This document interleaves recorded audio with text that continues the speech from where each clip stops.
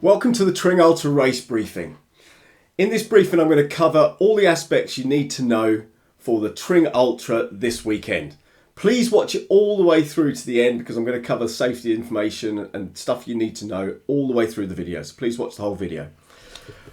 So look, first thing I want to do is welcome you and thank you for coming along to the event. It's so good to be back doing live events. This will be our second event for Humanity Direct this year, which is so important for all the fundraising they do and for the good they do for the children in Uganda.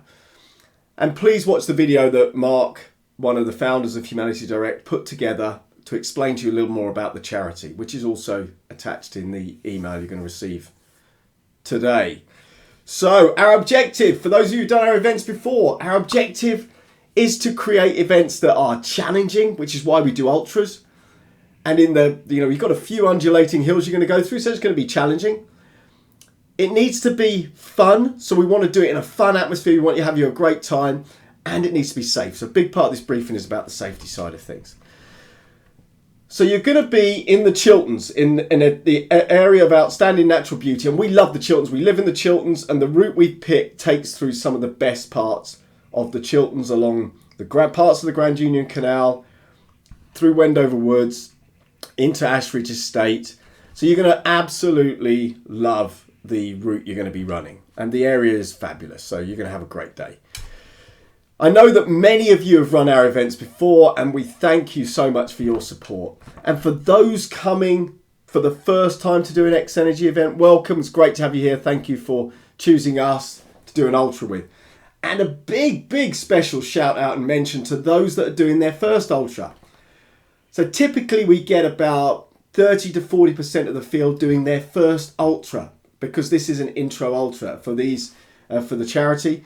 And it's great to see so many people coming into the ultra world. Welcome. It's a great world with great people. I know many of you are raising money as you're running or walking or just taking on this challenge. And thank you so much for everything you're doing there.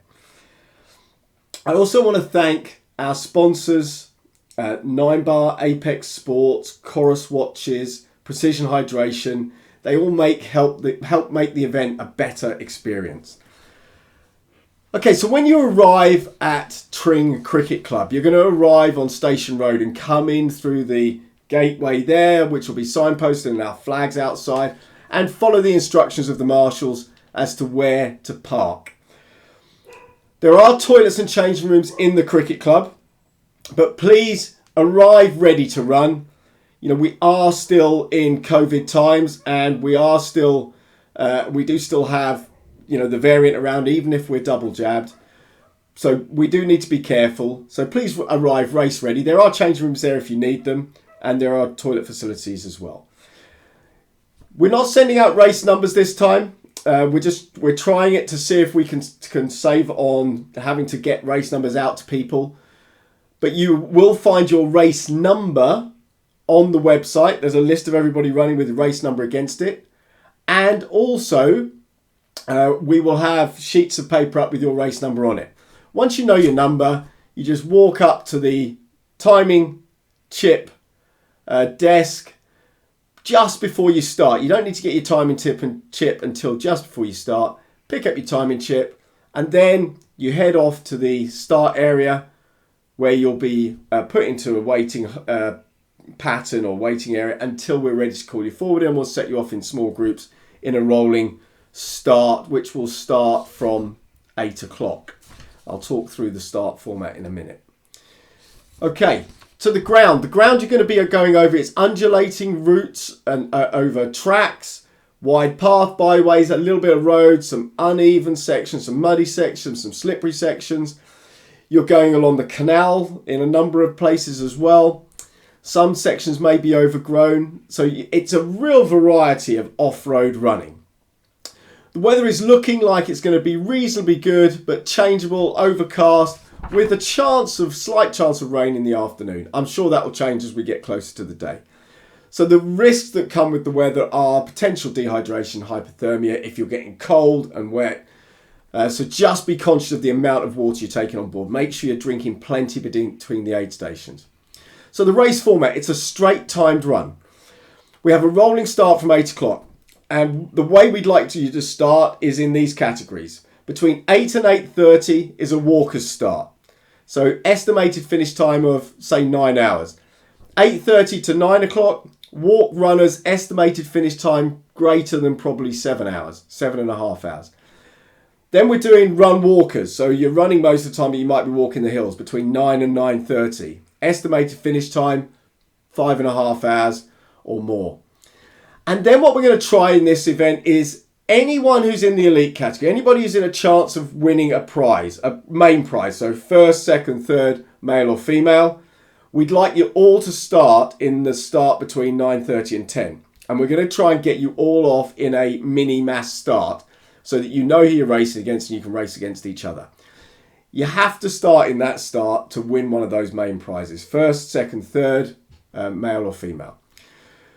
We set the fastest off last because we want to create a great atmosphere. We want the fastest to be encouraging the slower as they overtake them, and we want the slow people to be encouraging the fast people when they go past, because it creates that great atmosphere so the walkers aren't always at the back and the fast runners aren't always at the front.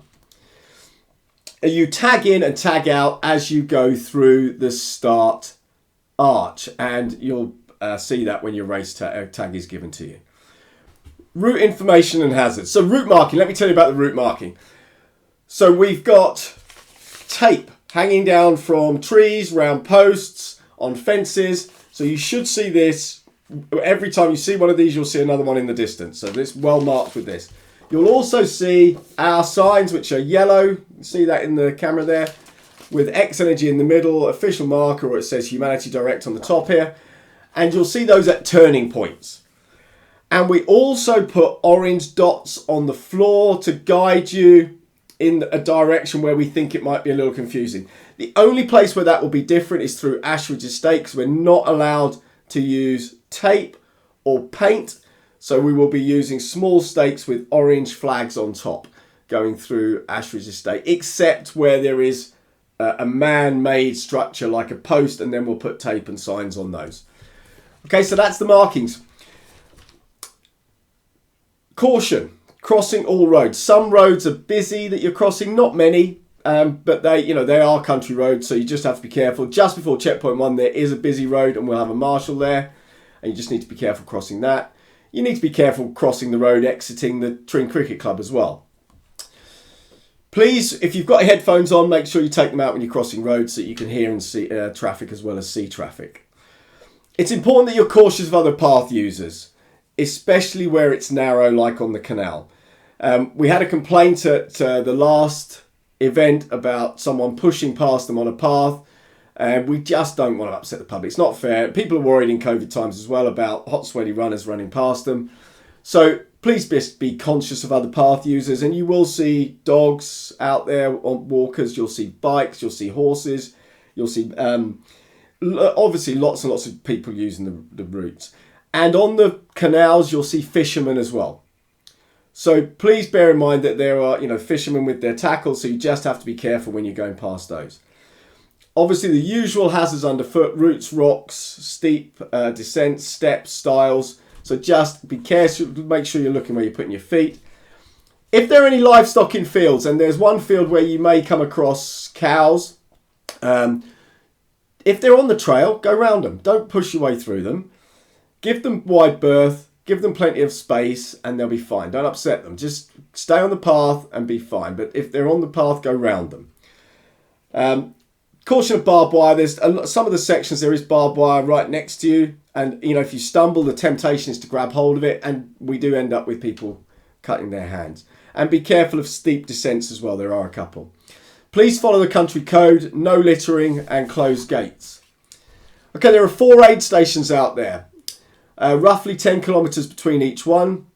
The process at the checkpoints, because we are still operating COVID-style checkpoints, is basically follow the instructions of the CP staff. When you get there, there will be a box there for you to tag in so we know where you are on the course, and that gets sent up to the internet so that people can track you. Disinfect your hands as you're coming into the aid station. You'll need a collapsible cup, so we don't provide cups, so for drinking water, squash, Coke, you will need a cup. All the food is packaged, and you can just grab some packaged food and head off. you will be invited into the aid station, and there will be 4 or 5 tables per aid station for you to go to. So, but please be patient if you have to wait at an aid station. Okay, safety. Actions on. Injury. The medics will be out on the course at the checkpoints following the main group along, and they will be at the finish. Their contact details will be on a board at the start, and I want you to take a photo of that before you head out, as well as my contact details and other people's contact details. We have 3 levels to do of priority when it comes to medical. First one is get to a checkpoint. If you've twisted an ankle or you've cut yourself, get to a checkpoint and we can deal with you there, patch you up and send you out or recover you. If you cannot get to a checkpoint, tell another competitor what's going on, call us, let us know where you are, use what 3 words so we can find you, and then we can work out a recovery plan. If you see a serious medical incident, then it's 999 first. If someone collapses, someone gets knocked down, and then the emergency services will coordinate the activity with our staff and our medics. So the final point on the medical piece is ticks. So be conscious of the fact that if you're running through long grass, there are ticks. If you find you get a tick on your leg, just run your hand over your legs when you get to checkpoints. Just speak to the medics. They've got tick removals and they'll just pull one out for you. Okay, if you get lost, our markings are pretty thorough, and we get lots of comments on the fact that you couldn't get lost with all our markings. However, you can get people sabotage the route, etc. But we are pretty thorough with our markings, and we have a mountain biker go out ahead of the field to check it all on the morning. You've also got GPX files you can download from the website. You've got a link to the OS maps that you can download, and you can follow the route on the OS maps on your phone if you've got it.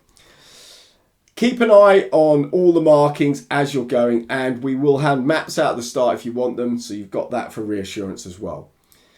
If you haven't seen a sign for a while, then you might need to retrace your steps and to where you last saw a sign. If you're still lost, try to get to a road, a pub, or something where you can tell us where you are, and then phone us and we'll guide you in. What 3 words, again, is a great tool for this. If you have to withdraw, please only withdraw at a checkpoint. Don't withdraw anywhere else. When you get to the finish, go through the finish arch. You've done it. You're complete, which is awesome. Now, and congratulations. If you've opted to have a t-shirt, please grab one as you go through and grab a medal. If you've opted to donate your money for your t-shirt to the Spectacles program, thank you for that. So please don't grab a t-shirt, just go through, grab your medal. There'll be tea and coffee at the finish. I'm not sure we're going to be doing a prize giving. We'll see how we're getting on, depending on crowds, because I want to be conscious of the fact we don't want too many people together. If it's outside, that'll be okay. So we might do a prize giving. If not, we'll ship prizes out afterwards.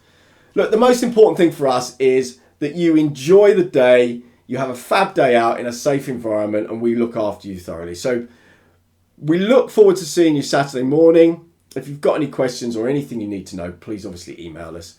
But we'll see you Saturday morning for a great day out.